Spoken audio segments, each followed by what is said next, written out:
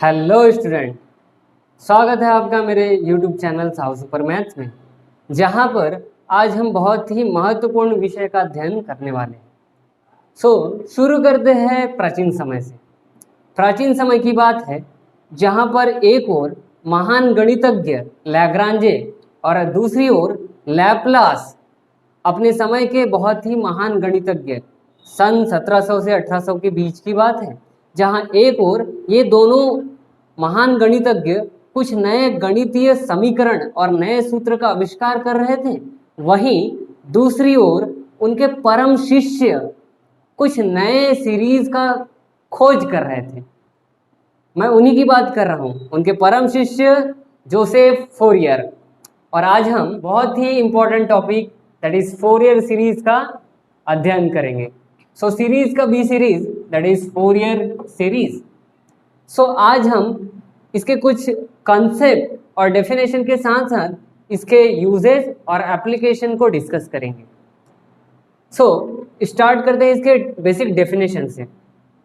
What is Fourier series? Fourier series क्या है?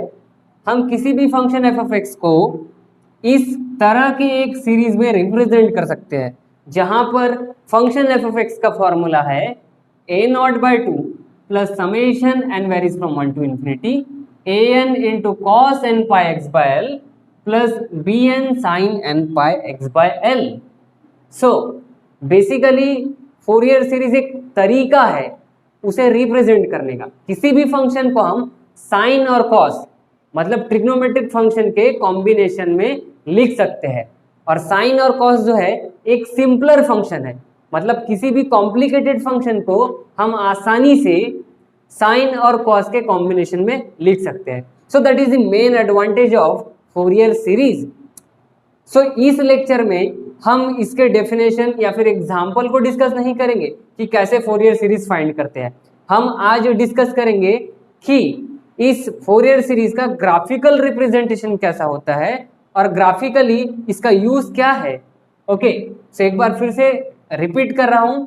Function Fourier series का फॉर्मूला है F of X equal to a0/2 plus summation n varies from 1 to infinity an cos n pi x by l plus bn sin n pi x by l, where a0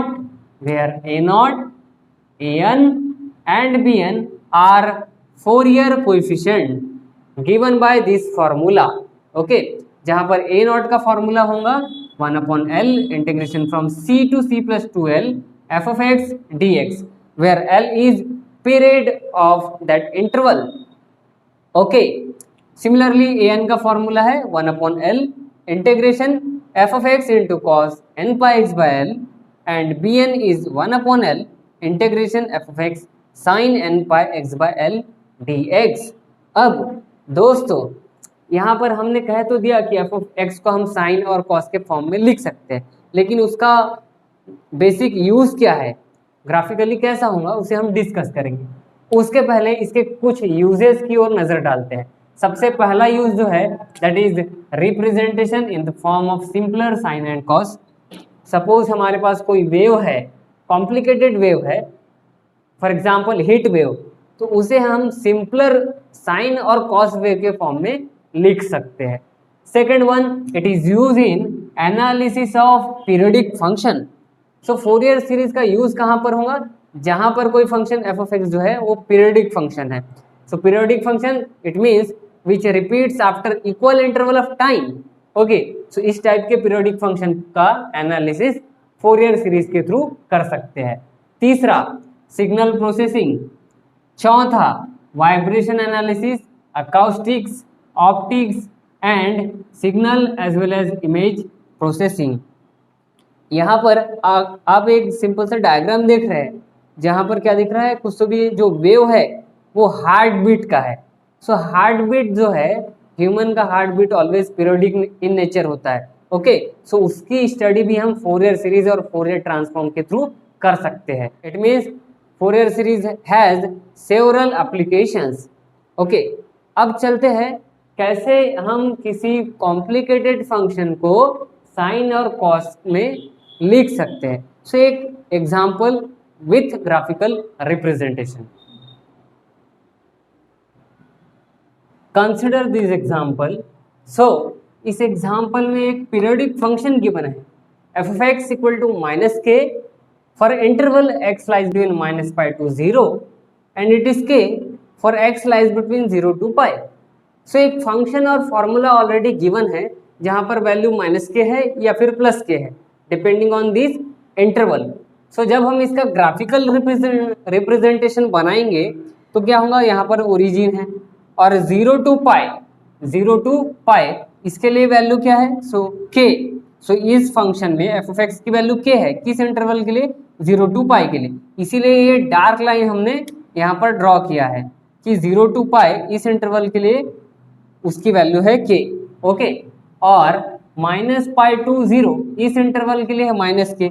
सो यहाँ पर minus pi to 0 यहाँ पर उसके लिए उसकी value क्या है, minus के। सो इस तरह से जब हम ड्रॉ करेंगे, क्योंकि इस फंक्शन के साथ एक और कंडीशन दिया है F of X plus 2 pi it is equal to F of X. It means function क्या है, पीरियोडिक। जब भी ऐसा फॉर्मूला सेटिस्फाई होता है तो ये क्या है, पीरियोडिक विथ पीरियड 2 पाई। सो ये बार बार रिपीट होगा क्योंकि ये फंक्शन क्या है, square periodic wave, periodic square wave. इसका सिंपल सा ग्राफ ऐसा है जहां पर ये जो वेव्स है वो रिपीट हो रहा है। ओके, बट जैसा हमने ऑलरेडी एग्जाम्पल देखा है कि फोरियर सीरीज में हम क्या करते हैं, किसी भी फंक्शन को साइन और कॉस के फॉर्म में रिप्रेजेंट कर सकते हैं। सो यहाँ पर इस ग्राफ को हम साइन और कॉस वेव के फॉर्म में कैसे लिखेंगे, या फिर ये किसका कॉम्बिनेशन है, या फिर ये किसका सुपरपोजिशन है, कितने सारे वेव्स को मिलकर ये वेव बनेगा, उसका एनालिसिस हम आगे यहाँ पर करेंगे। ओके, सो यहाँ पर एक फंक्शन है, हमें ऑलरेडी पता है कि यदि फंक्शन गिवन है, फॉर्मूला गिवन है, तो उसका फोरियर सीरीज कैसे फाइंड किया जाता है।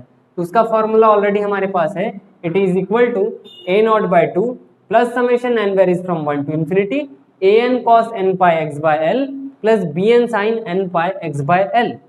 ओके, जब हम a naught an bn find करके इस फॉर्मूले में पुट करेंगे सो हमें फाइनली फोरियर सीरीज मिलेगा, it is equal to 8 by pi into sine X plus 1 by 3 sine 3x plus 1 by 5 sine 5x plus and so on. So यहाँ पर जो फोरियर सीरीज मिला वो क्या है, सम है। किसका सम है, तो साइन फंक्शन का, sine X 1 by 3 sine 3x and so on, ये सब क्या है, इसके टर्म्स है। ओके, अब हम क्या करेंगे, इसे ग्राफिकली रिप्रेजेंट करते समय सबसे पहले इसके सम में से एक टर्म मतलब पहले साइन फंक्शन का ग्राफ ड्रॉ करेंगे। सो उसका ग्राफ जो यहाँ पर आपको दिख रहा है वहां पर साइन एक्स साइनोसोडल फंक्शन है विथ मल्टीप्लीकेशन 8 बाय पाई। सो इसका ग्राफ कुछ इस तरह का वेव होगा जो कि साइनोसोडल है। ओके, अभी नेक्स्ट क्या करना है, इस फंक्शन के साथ, इस वेव के साथ दूसरे टर्म को भी ऐड कर देते हैं, और जब ये दो टर्म ऐड होंगे मतलब इन पार्शियल सम का जो कॉम्बिनेशन होगा उसका जो वेव बनता है वो है सेकेंड डायग्राम में। सो यहाँ पर देखिए साइन वाला जो है ये है पहला टर्म t1 का ग्राफ और ये था t2 का। t2 में यहाँ पर साइन 3x है, तो हमने क्या किया, जो ये ओरिजिनल फंक्शन था उसको 3 वेव्स में डिवाइड कर दिया। अब ये दो पहले के सम है, ये हो गया पहला टर्म साइन x के लिए और ये दूसरा हो गया साइन 3x के लिए। उसका सुपर कॉम्बिनेशन, सुपर कंपोजिशन मतलब रिजल्टेंट कुछ इस तरीके का वेव होगा। ओके, अब सिमिलरली थर्ड टर्म को भी हम ऐड करते हैं इस सम में, मतलब फर्स्ट सेकेंड थर्ड। अब इनका सम, उसका ग्राफ यदि ड्रॉ करें तो यहाँ पर डायग्राम नंबर 3 में यहाँ पर उसका ग्राफ दिया है। कैसा हुआ, फिर से इन सभी का सम, तो यहाँ पर ग्राफ कुछ इस तरह मिल रहा है। ओके, सो फोरियर सीरीज में ऐसे बहुत सारे टर्म्स हैं, सभी का जब हम सम करेंगे तो ये जो ग्राफ है वो धीरे धीरे धीरे धीरे उस स्क्वायर वेव में कन्वर्ट हो जाएगा। ओके, इट मीन्स एक पीरियोडिक स्क्वायर वेव है, उसको हमने सिंपलर साइन और कॉस या फिर साइन के फॉर्म में रिप्रेजेंट किया है। मतलब यही पीरियोडिक स्क्वायर वेव जो है बहुत सारे साइन वाले कॉम्बिनेशन के वेव्स है। ओके, इस तरह हम इसे स्प्लिट कर सकते हैं।